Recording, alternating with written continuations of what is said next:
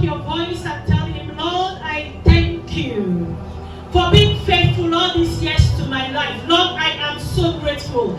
Even in my unfaithfulness, you always remain faithful. Can a grateful soul lift up his voice and appreciate the King of Kings? I don't know how you want to appreciate him. You can appreciate him in your own language. Can you lift up your voice and let us just tell him thank you? God all alone by yourself. You are the one that reigns and ruleth in all the earth. The keeper of Israel, we thank you. Our Father and our lover, we thank you. Our maker and our sustainer, we thank you. The God that has preserved us from January down to November, the only one that can preserve, the only God that has the ability to give life. We have come with a heart of gratitude.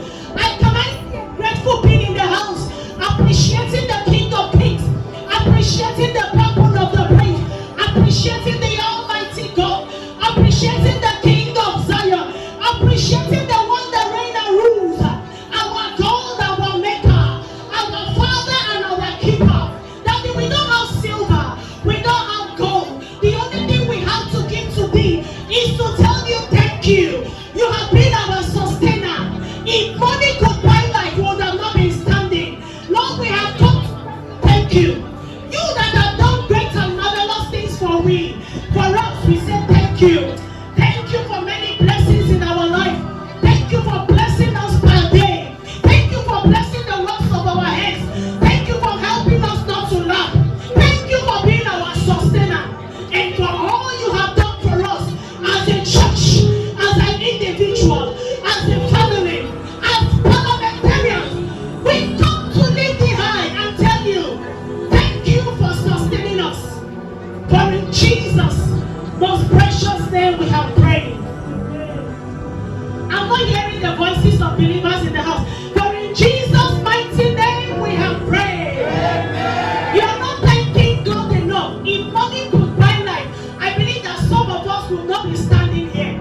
Can you lift up your voice and tell him, God, I thank you. So many slept and they woke up in the hospital. So many slept and they saw themselves in the mortuary. So many slept and they couldn't even lift up their hands or their legs. But here you are in the sanctuary, giving him thanks. Can I hear the voices of believers telling this awesomely awesome God, thank you. The only one that has the ability to give life. The God that can kill and make alive. The only sustainer that we can ever have. The only God that cannot lie. He says he's not a man that he shall lie. Neither is he the son of man that he can repent. Has he said a thing concerning you? He will bring it to come to pass. I am a living testimony that God is not done with us. Anxiety in the world, we come to tell you, Jesus' mighty name we have prayed. Can I tell you the truth? Whenever you have the opportunity to thank God, thank him as if your life depends on it. Do you know why? Because he's the only one that can kill and make alive. He's the reason why you are still living. The day he decides that it's all over with you, that is the day he calls it off. So whenever you have the opportunity to tell him thank you, learn how to lift him higher above every other name. He is worthy he's worthy of our praise. Hallelujah.